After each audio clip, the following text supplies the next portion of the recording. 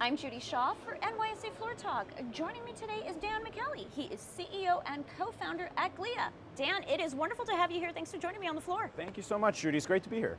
Well, I'm looking forward to chatting, but before we get started, quick note to our viewers, this interview is for informational purposes only. The NYSE doesn't recommend any investments or investment strategies. All right, Dan, so tell me about Glia and digital customer service. Yeah, happy to. So Glia is reinventing the way that businesses connect with their customers in a digital-first world.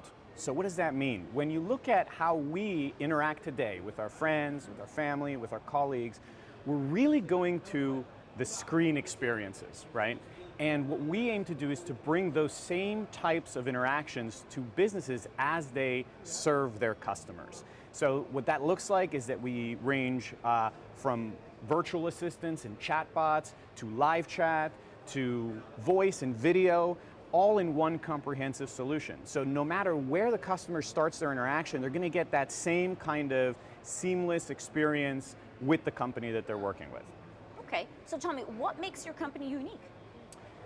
Well, I can start by saying that when we started the company and began the journey of building the platform, we were not customer service experts by any means. So what we really focused on was the experience. Number one was the experience for the customer, and number two is the experience for the agent. And so we were completely experience driven, which is what allowed us to come up with something fundamentally different. We were not looking at a feature checklist going down and saying this is every single feature that we need. We're completely experience driven, and what that translates to today is what we call our channelless architecture. So if you start in a texting conversation and then move to a chat conversation and then start a video conversation within Glia, all of that is completely seamless. The movements between those interactions are completely contextualized. You don't perceive a difference as a customer. It all feels very organic and natural. That's really what sets the platform aside today in the marketplace. Okay, so tell me, what's next for Glia? Where do you see the most potential? We just completed an acquisition a couple months ago of a conversational AI company. And so we're making heavy investments in our virtual assistants offering, as well as all the different things around conversational intelligence. That's going to be woven in throughout every aspect of our platform and allow us to be much more predictive, practice anticipatory servicing.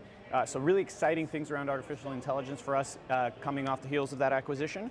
And then secondarily, if you look at statistically how many calls are taking place today, phone calls, 10 digits, dialing phone calls, how many of those calls take place when a person is either on a screen or near a screen? It's estimated at 75% by Forrester. So the ability to take those conversations or those calls that are happening into traditionally kind of legacy sort of format and bringing them digital first, so that is another heavy area of investment with our phone call center product. So that allows us to bridge the gap for businesses as they evolve from a traditionally phone-first approach to a digital-first approach. Okay, well, Dan, wonderful to talk with you. Same here. Thanks for joining me on Floor Talk. It's a pleasure. Thank you for having me.